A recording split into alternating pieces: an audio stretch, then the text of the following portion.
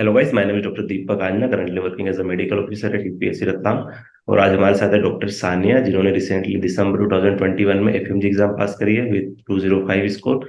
उसके बाद इन्होंने रिसेंटली नीट पीजी भी क्लियर करी है, और उसके बाद अभी रिसेंटली जो आईएनआई कंडक्ट हुआ है 2023 में, उसमें इन्होंने 2444 रैंक हासिल की है।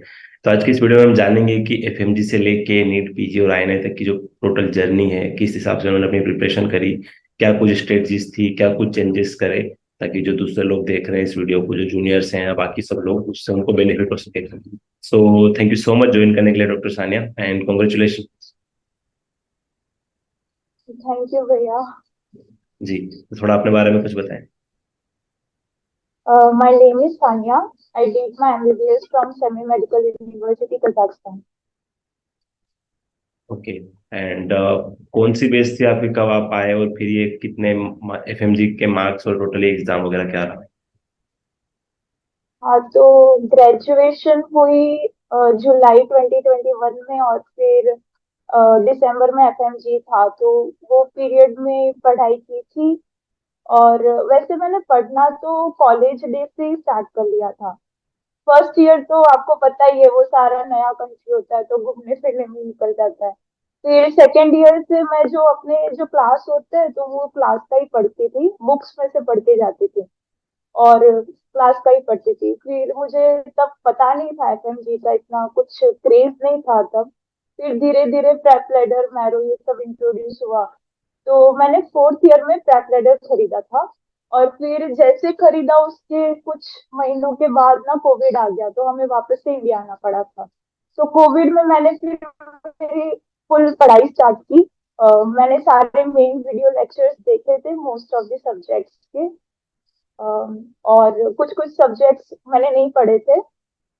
लेकिन फिर बाद में मैंने जैसे तैसे थोड़ा बहुत कवर कर लिया था, और फिर एग्जाम दी। तो जब आप जुलाई में 21 में जब इंडिया आए थे, तब तक आपके कितने सब्जेक्ट्स हो गए थे?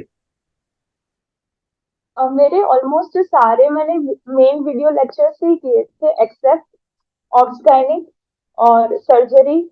और मेडिसिन में कुछ कुछ मैंने सिस्टम्स छोड़ी थी, ऑप्था छोड़ा था। बस बाकी सारा तो मैंने किया था। ठीक है। मतलब फोर्थ ईयर के लगभग आपने प्रिपरेशन स्टार्ट करी थी, टोटल जो सीरियस प्रिपरेशन ऑफकोर्स हाँ, वाली। और उसके बाद चीजें यहाँ हाँ, तक आपने आगे करी।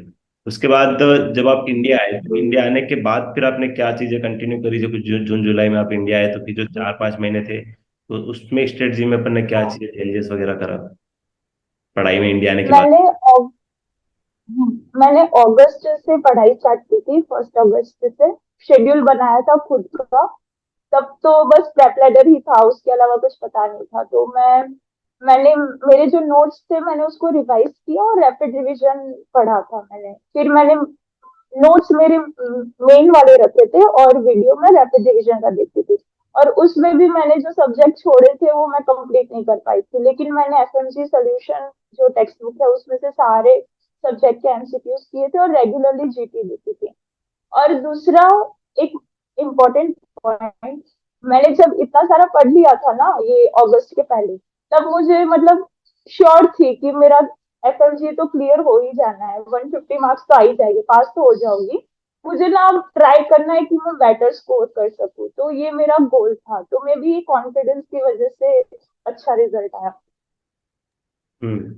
सो जब आपने एफएमजी जब स्टार्ट करी थी इंडिया में, क्योंकि उसमें फिर वो होता है ना लोगों में कि जो चीजें हम कॉलेज से करते आ रहे हैं वही कंटिन्यू करें, या कोई कोचिंग ज्वाइन करें, या वो सारी चीजें। सो वो कंफ्यूजन आपने कैसे क्लियर करा कि आपने अपने को जो अपन ने कर रखा है, क्योंकि आपने मेजोरिटी सब्जेक्ट्स कर ही रखे थे, तो आपने फिर उसको आने के बाद कंटिन्यू रखा ना वो चीज? हाँ, तो मैंने मतलब यूट्यूब पे बहुत सारे वीडियोस देखे थे सारे सीनियर्स के, आपका भी देखा था।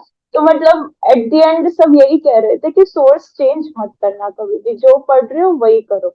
तो बस मैंने वो एडवाइस फॉलो की, और मुझे ना ऑफलाइन में, मतलब मैं दूसरों को देखती हूँ ना, तो मैं थोड़ा अंडर कॉन्फिडेंट हो जाती हूँ। मैं वो माहौल, मुझे ऑफलाइन वाला माहौल सूट नहीं होता।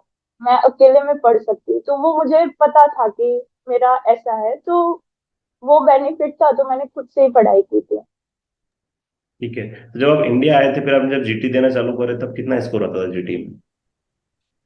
मेरा फर्स्ट जीटी मैंने जब दिया था, तब मेरे थे कुछ 135 के अराउंड थे मार्क्स, और मैंने सेकंड और थर्ड जीटी में इम्प्रूव किया 145, और फिर थर्ड जीटी में तो मेरा 150 से अबव आने लगा था। टोटल अपन ने कितने जीटी दिए थे? मैंने तो बहुत दिए थे जीटी, तो एवरी ट्वाइस अ मंथ दिए हो गया। ठीक है, मतलब ये जो ऐसे तो बहुत मे सारे जीटी से भागते हैं ना, कि देते ही नहीं है जीटी, देते ही नहीं, जो बहुत सारे खासकर जो अटेम्प्ट वाले लोग हैं, कि जिनका एफएमजी में एक अटेम्प्ट, दो अटेम्प्ट, तीन अटेम्प्ट हो गए, वो लोग भागते रहते हैं जीटी से कि भी नंबर कमाएंगे, वो कमाएंगे। फॉर एग्जाम्पल अभी जैसे एग्जाम जो होने वाला है अभी जुलाई में जो शिफ्ट हो गया एग्जाम, तो उन लोगों को आप क्या सजेस्ट करोगे रिगार्डिंग जीटी का स्पेशली? सबसे पहले तो जीके के मार्क्स मैटर नहीं करते। सब कहते हैं ये बात, और ये सच है। मैंने मैंने मेरे कलीग जो थे उनका यही था कि जीटीज में मार्क्स नहीं आते थे और वो बहुत डिप्रेस थे, लेकिन फिर भी उनके जो फाइनल मार्क्स आए वो जीटी से 50 to 100 मार्क्स ज्यादा थे। मतलब इतना डिफरेंस भी होता है, तो जीटीज के मार्क्स से अपसेट नहीं होना है, उससे डरना नहीं है। जस्ट टेक इट एज कि तुम कितना बैठ सकते हो एग्जाम में, कितना फोकस कर सकते हो, टाइम मैनेजमेंट और ये सब, और अपनी गलतियां कहाँ होती है, कौन सा सब्जेक्ट वीक है, ये सब एनालाइज करने के लिए जीटीज बहुत जरूरी है, तो उससे डरना नहीं चाहिए। लेकिन नीट पीजी में मैं बताऊँ, मैंने जीटीज के मेरे मार्क्स ना कांस्टेंट ही रहते थे, तो लास्ट 1.5 मंथ तो मैंने तब कोई जीटी नहीं दिया नीट पीजी के लिए। तो फिर जब एफएमजी का आपका स्कोर आया 205, फिर आपने स्कोर करा, जैसे एफएमजी का फिर खत्म हुआ चीजें, एफएमजी के बाद फिर जब इंटर्नशिप स्टार्ट हुई, तो फिर आपने पीजी के लिए जो प्रिपरेशन थी वो कैसे स्टार्ट करी, उसमें फिर क्या सोर्स रखा, क्या चीजें चेंज करी अपन ने? मेरी इंटर्नशिप विजेएमसी से मैंने की थी। वो मतलब ऐसे बहुत हेक्टिक हॉस्पिटल है, लेकिन कुछ कुछ डिपार्टमेंट्स मेरे हेक्टिक थे, कुछ कुछ लाइट थे। तो जब इंटर्नशिप स्टार्ट की तब तो पढ़ाई का कुछ ऐसा माहौल नहीं था, बस वो नया एनवायरनमेंट था, तो उसमें थोड़ा एडजस्ट होना पड़ रहा था। फिर मैंने पढ़ाई स्टार्ट की थी जुलाई से, और पढ़ाई स्टार्ट करने से पहले मैंने एक जीटी दिया था मेरा बेसलाइन चेक करने के लिए कि मेरा बेसलाइन क्या है, कि अब मैं पढ़ाई स्टार्ट कर रही हूँ, मैं कितना रिटेन कर पा रही हूँ मैंने जो एफएमजी में पढ़ा था। तो मेरा फर्स्ट स्कोर था मेरे कितने 119 करेक्ट हुए थे। नहीं, 119 नहीं, सॉरी, 109 करेक्ट हुए थे तब। तो मैंने देखा कि मोस्टली जो टॉपिक्स जो थे जीटी में वो सारे एफएमजी के ही थे। तो मैंने सोचा कि जो मैंने पढ़ रखा है पहले उसको मैं पूरा पक्का कर लेती हूँ, फिर दूसरा नया करूंगी। तो मैंने तब निकिता मैम का शेड्यूल फॉलो किया था, तभी उनका आया था और मैंने उनका शेड्यूल फॉलो किया था। तो मैंने मेरे हिसाब से मेरे ड्यूटी डेज के अकॉर्डिंग उसको मॉडिफाई किया था और मैं जीटीज देती थी। तो तब मेरा प्रेप की जीटीज में मेरा स्कोर 133 तक हो गया था, टच 133 करेक्ट क्वेश्चंस होते थे मेरे। फिर उसके बाद मिड नवंबर में वो वन साइकिल ऑफ रिवीजन खत्म हो गया मेरे एफएनजी के नोट्स से। फिर मैंने जैनब मैम का स्ट्रेटेजी क्लास देखा और फिर मैंने उनको फॉलो किया। फिर दिसंबर एंड तक तो मैंने उनको फॉलो किया, और फिर बाद में मैंने मेरा प्रेप का सब्सक्रिप्शन खत्म हो गया, फिर मैंने अन अकेडमी लिया। और अन अकेडमी में जैनब मैम का रैपिड रिवीजन बीटीआर और ये सब था, तो वो सब मैंने लास्ट 2 मंथ्स फॉलो किया। और लास्ट 2 मंथ्स में मैंने बस एक ही जीटी दी थी, वो भी जनवरी में।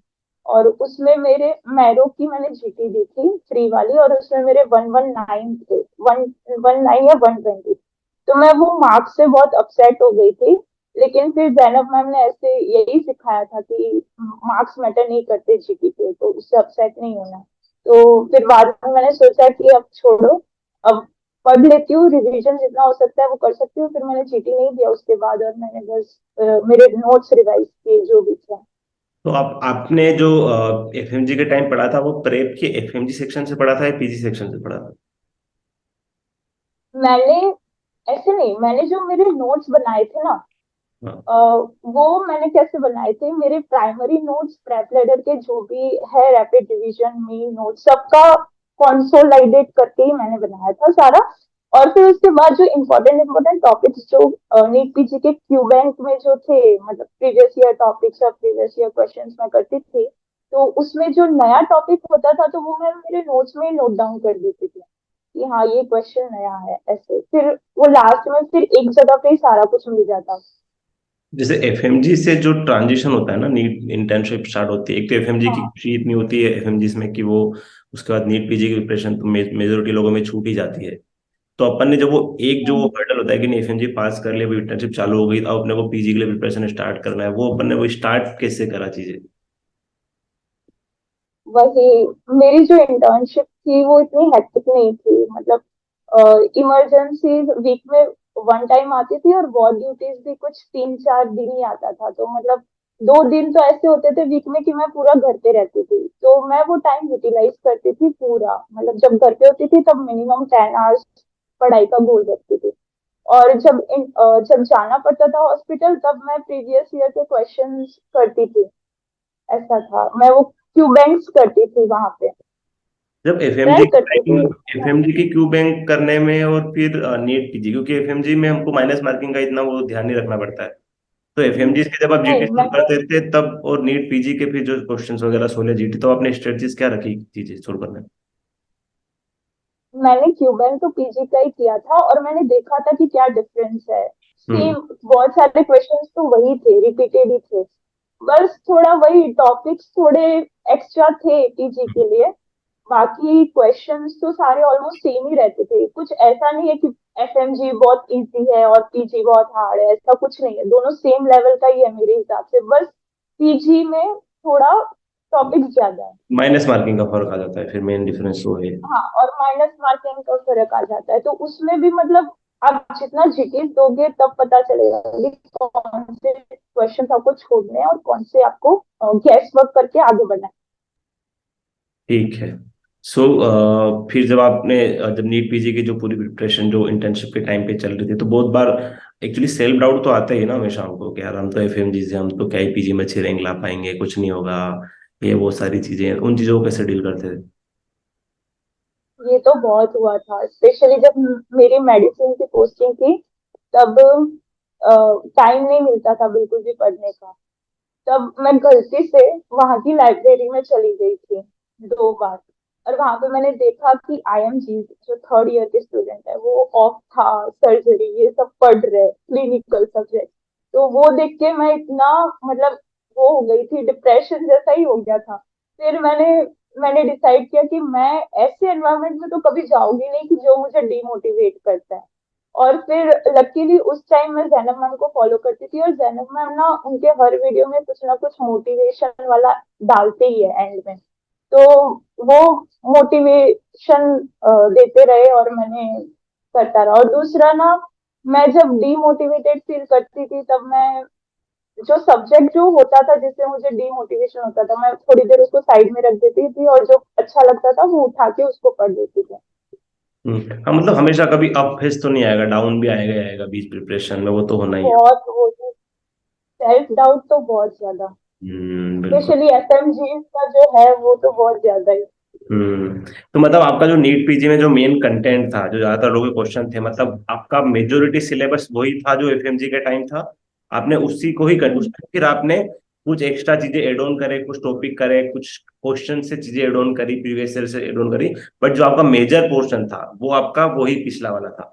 तो आई थिंक उससे आपको बहुत हेल्प मिली होगी, हाँ, आपने सेम चीजें कंटिन्यू करी तो आपको रिवाइज करने में इजी रहा होगा, आपको चीजें बहुत सारी ऐसी थी जो आपको फिर से हर सब्जेक्ट के मेन वीडियोस नहीं देखने पड़े होंगे।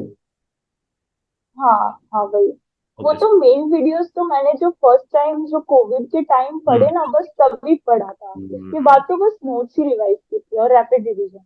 ठीक है, बिल्कुल बिल्कुल। और फिर जब ये नीट पीजी में जब आपकी रैंक आई 6905, और उसके बाद फिर जो INI की जो अभी जो आपने रिसेंट दिया उसमें 244 आई है रैंक आपकी, तो ये जंप का क्या रीजन है? आपने क्या कुछ उसके बाद स्ट्रेटजीज में कुछ चेंजेस वगैरह करे थे, या क्या कुछ हुआ था चीज?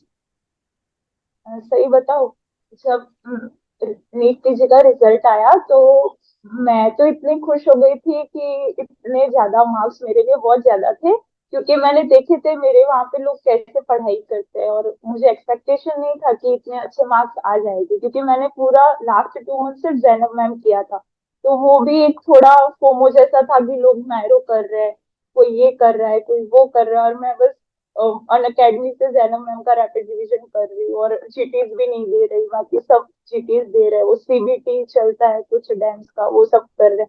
तो उससे बहुत वो चल रहा था, तो मेरे जो मार्क्स आए मैं बहुत ज्यादा सेटिस्फाइड थी। और फिर मैंने सोचा कि अब हो गया, अब इससे ज्यादा तो नहीं मिलेगा मुझे, तो मैंने आईएनआई सेट लिटरली उसके छोड़ ही दिया। मैंने कुछ पढ़ा ही नहीं उसके लिए। मैं घूमने चली गई थी, 20 दिन बीच में घूमने चली गई थी, मैंने कुछ पढ़ा नहीं था। और मैंने ट्राई किया था, जैसे जैसे एग्जाम पास आ रही थी मैं बुक लेके बैठती थी, लेकिन कंसंट्रेशन नहीं रहता था। फिर मैंने छोड़ दिया और वेब सीरीज देखी सारी। फिर एग्जाम एग्जाम देने जब गई तब मैं बहुत काम थी। मुझे पता था कि पढ़ा नहीं है, जैसा होगा देखा जाएगा। एक्सपीरियंस के लिए मैंने एग्जाम दे दी, और मैं बहुत काम थी। और मैंने जब एग्जाम दिया तब मतलब बहुत मुझे क्वेश्चंस बहुत सारे इजी भी लगे, नॉर्मल पेपर लगा मुझे। फिर जब एग्जाम खत्म हुआ और रिव्यूज देखा तब पता चला कि इस बार का आईएनआई सेट थोड़ा टफ था। जिन लोगों ने पढ़ा था वो लोग बोल रहे थे। तो मैं तब खुश हो गई कि अच्छा हुआ मैंने पढ़ा नहीं था, वरना मेरा भी धंधा जाता तो बहुत सैड हो जाती। तो अच्छा हुआ, एंजॉय भी किया और अच्छे से एग्जाम भी दे दी सेटिस्फेक्शन के साथ। फिर जब रिजल्ट आने वाला था तब मैंने सोचा कि 5000 तक रैंक आ जाए ना फिर भी बहुत बढ़िया है। उम्मीद बिल्कुल भी नहीं थी। ये जब रैंक आया तब तो मैं खुद शॉक्ड थी, और मुझे लगा कि पढ़ लेती तो शायद इससे ज्यादा हो जाता, लेकिन कोई ना, चलेगा। ठीक है। तो फिर आपका अब क्या डिसीजन है आगे के लिए? नहीं, अब मुझे पढ़ना नहीं है, बहुत पढ़ाई हो गई। अब मैं काउंसलिंग का ही वेट कर रही ओके, ठीक है। और क्या हूँ। ब्रांच का सोच रहे हो आप? बस जो ब्रांच मिलेगी, मेरी कोई ड्रीम ब्रांच जैसा मुझे कंसेप्ट भी नहीं है। जो ब्रांच मिलेगी, जो अच्छी कॉलेज होगी वो ले लूंगी, बस फिर वहां पे 100% देना है। ठीक है, ओके। और लास्ट में जो जूनियर्स हैं, जो खासकर एक तो दो सेक्शन वाले लोग हैं, एक तो तीन तीन लोग हैं हमारे पास की, एक तो जिनका भी एफएमजी है जुलाई में, आफ्टर हम्म। 2 मंथ के बाद, और एक है जो नीट पीजी के लिए, एफएमजी के बाद जो प्रिपरेशन नीट पीजी के लिए कर रहे हैं, खासकर एफएमजी जो स्ट्रगल कर रहे हैं कि करें नहीं करें, क्या सोर्स करें। और एक थर्ड जो कॉलेज में है। तो पहले जो एफएमजी देने वाले हैं ये जुलाई वाली, उनके लिए कुछ सजेशंस। उनके लिए तो यही है कि अब तक जो कुछ भी पढ़ा है ना, बस उसको ही रिवाइज करो। और कुछ नहीं करना है, बस रिवाइज करो, क्योंकि एग्जाम में जो पढ़ा होगा उसमें से ही आएगा। पास हो जाओगे, उतना कंटेंट तो वही होता है जिसमें से पढ़ा हुआ होता है। ठीक है, तो पास तो होने ही वाले हो तुम, अगर अच्छे से पढ़ा है सारी चीजें। बाकी तो लक भी मैटर करता है, तो उसका टेंशन मत लो। जो पढ़ा है उसको रिवाइज करो, अच्छे से जीटीज दो, कॉन्फिडेंस रखो, और हो जाएगा।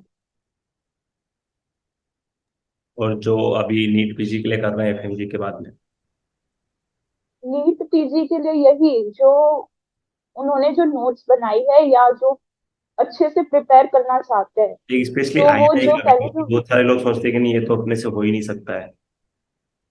हाँ, ये मैंने गलती कर दी थी कि मैंने आईएनआई सेट को कुछ ज्यादा ही वो समझ लिया था। तो ऐसा नहीं करना है, एग्जाम्स तो सारी देनी है। दे पाओ तो सारी देनी है, क्योंकि क्या पता, काउंसलिंग का तो बहुत लेट तक चलता है, तो चांस मिलता है तो दे ही देना चाहिए। बाकी लक पे डिपेंड करता है। और यही है कि जो कुछ भी पढ़ा है बस उसको ही पढ़ो, ज्यादा अ, जाना फोमोस में नहीं जाना है। जितना पढ़ा है उतना करो, और फिर एमसीक्यूज की प्रैक्टिस बहुत ज्यादा करो, क्योंकि मैंने जितने भी एग्जाम्स दी है उसमें एक ही चीज नोटिस की है कि प्रीवियस ईयर टॉपिक्स ही है जो मतलब अच्छा स्कोर बनाते हैं। बाकी सारी तो साइड की बात है, लेकिन जो प्रीवियस ईयर टॉपिक्स अगर आपके गलत हो रहे हैं तो आपका रैंक नहीं आएगा, तो वो तो आपको करना ही है। कुछ ना करो तो एटलीस्ट वो कर लो। बिल्कुल। और एक जो जूनियर्स हैं जो कॉलेज में है, मौज मस्ती कर रहे हैं कि इंडिया जाएंगे 6 महीने में सब कर लेंगे, अभी तो हम मजे ही करेंगे बस। वो वो मिथ है। जो लोग ये सोच के करते हैं ना कि 6 मंथ्स में कर लेंगे, वो कुछ लकी वंस ही होते हैं, सारे नहीं होते। वो 6 मंथ कैसे खत्म हो गए वो किसी को पता भी नहीं चलेगा, कि वो कितना रैपिडली वो 6 मंथ्स चला जाता है। और उसमें भी आजू बाजू अगर आप देखोगे तो बहुत सारे लोग ऐसे भी हो गए कि जिन्होंने मतलब सारा खत्म कर लिया होगा और वो आपका टाइम वेस्ट करेंगे और आपको डिमोटिवेट करेंगे, मतलब हो जाएंगे आप उनकी बातें सुन के। तो मतलब यही कि वो 6 मंथ बहुत, वो तो मिथ ही है कि 6 मंथ्स में हम झंडे गाड़ लेंगे, ऐसा तो हार्डली कोई होता है ज्यादा दिमाग वाला। तो पढ़ना है तो आप कॉलेज से स्टार्ट करो और तब बेस अच्छा बनाओ, क्योंकि एग्जाम के लिए नहीं पढ़ना है, उस टाइम पे आपकी नॉलेज के लिए पढ़ना है। तो आप बुक से पढ़ो, मेन वीडियो लेक्चर से पढ़ो, या फर्स्ट एड जो सब बोलते हैं फर्स्ट एड अच्छा है तो वो करो, मतलब वो बेस अच्छे से क्लियर करो। और एग्जाम ओरिएंटेड तो बाद में हो जाना, 1 ईयर इनफ है वो एग्जाम के लिए पढ़ना, लेकिन बेस क्लियर होना चाहिए। बिल्कुल। लास्ट में एक थोड़ा सा ये कि जब आप इस पूरी प्रिपरेशन में, एफएमजी प्रिपरेशन में, फिर पीजी की प्रिपरेशन में जब डीमोटिवेट होते थे तो अपने आप को मोटिवेट करने के लिए क्या करते थे? अ, मैं यही जैनब मैम, निकिता मैम, प्रीति मैम, जिनके भी मुझे मोटिवेशनल वीडियोस मिल जाते हैं, मैं वो देख लेती थी। और फिर भी अगर ज्यादा हो जाता तो मैं मेरी डायरी में लिखती कि हाँ मैं बहुत इंटेलिजेंट हूँ। ऐसे ऐसे सारा खुद को मोटिवेशनल लिखती कि हाँ मैं एक दिन बहुत अच्छी डॉक्टर बनूंगी, एक्सेट्रा एक्सेट्रा, ये सब लिखती थी। तो आई थिंक ये लिखने छोटी से छोटी क्या है चीजें कि आप, जरूरी होती है। हाँ, ये छोटी छोटी चीजें बहुत जरूरी होती है, अपने आप को सेल्फ बहुत मोटिवेट। जरूरी है। हाँ तो मैं ऐसे लिखती थी। तो मेरे हिसाब से वो सेल्फ मोटिवेशन, कॉन्फिडेंस रखना, ये सारा बहुत जरूरी है एग्जाम क्रैक रोज करने के कितने लिए, घंटे क्योंकि पढ़ाई अगर करते आप हैं? खुद को, मैं तो जब ड्यूटीज होती थी तब भी मैं ट्राई करती थी कि 1-2 घंटे मैं निकाल सकूं। बाकी मैंने मैक्सिमम, जब एग्जाम के 15 दिन बाकी थे तब मैं 15-16 आवर्स पढ़ती थी। और 9 आवर्स 10 आवर्स एवरेज। और एफएमजी के टाइम पे? एफएमजी के टाइम भी यही था। वो ओके। लास्ट के जो थे ना, वही सो लास्ट मतलब के इन मंथ उतना ही पड़ा। नीट पीजी का जो आपका जो स्कोर रहा एक साल, ये जस्ट एक साल का इंटर्नशिप की पढ़ाई नहीं है, ये आपकी उससे पहले एफएमजी की प्रिपरेशन था, जो कॉलेज में आपने चीजें पढ़ी वहां से लेके हाँ कंटिन्यू ही चली आ रही थी कि, तो आपने वो चीजें कंटिन्यू फ्लो हाँ, फ्लो में आपने उनको कभी रोकने नहीं दिया। मेन सबसे बड़ा आप जो बेनिफिट हो रहा कि भाई आप तो मतलब जो रिसेंटली एफएमजी पास हुए उनके लिए सबसे बड़ा ये है कि भाई आप अपनी पढ़ाई को रोको मत, अब उस चीज को कंटिन्यू कर लो, हम्म आपको बहुत बेनिफिट होगा, आपको जीरो से स्टार्ट नहीं करना पड़ेगा। बट अगर हम्म। आपने 1 या 2 साल का बीच में गैप दे दिया तो आपको जीरो से स्टार्ट करना पड़ेगा फिर। हाँ भैया, ये है, मैंने देखा है मेरे सीनियर से, मैंने सीखी है ये चीज कि वो लोग जो जॉब स्टार्ट कर लेते हैं ना, फिर नीट पीजी तो बहुत मुश्किल हो जाता है, वो बुक उठाना ही अच्छा नहीं लगता। तो मैंने मेरे सीनियर से यही सीखा था कि कंसिस्टेंसी रखनी है। बिल्कुल। So thank you so much doctor, and I think आपका कोई इंस्टा पेज भी है, आप उस पर कुछ क्या कुछ कर रहे हैं, अपलोड हो रहा है आजकल? हाँ, मेरा पेज है इजी एफएमजी, मैंने इसलिए रखा है क्योंकि लोग बोले तब यही सोचे कि एफएमजी बहुत इजी है, हो जाएगा, हम कर सकते हैं। और दूसरा, ये आइडिया मेरा नहीं था, मेरे फ्रेंड का था। तो हम दोनों को मतलब यही मोटिवेट करना, और फिर मेरे फ्रेंड जो निमोनिक्स बनाते हैं वो बहुत अच्छे निमोनिक्स बनाते हैं एफएमजी के टाइम, मतलब बहुत हेल्पफुल रहा था मुझे। तो हमने यही सोचा कि अब हमारा तो हो गया है तो क्यों ना हम हमारे जूनियर्स को हेल्प करें, तो इसलिए हमने बनाया। ओके, सो उस पेज की लिंक मैं आपको मैं जिस यू वीडियो के जो कमेंट सेक्शन है उसमें भी अपलोड कर दूंगा, और आपको मेरे इंस्टाग्राम चैनल पे भी वो लिंक आपको मिल जाएगी। So thank you so much thank you. Doctor, आपका अपना एक्सपीरियंस हमारे साथ शेयर करने के लिए। इसी तरह के और वीडियोस देखने के लिए इस चैनल को सब्सक्राइब करिए और अपने दोस्तों के साथ इस वीडियो को शेयर करिए। Thank you so much. Thank you.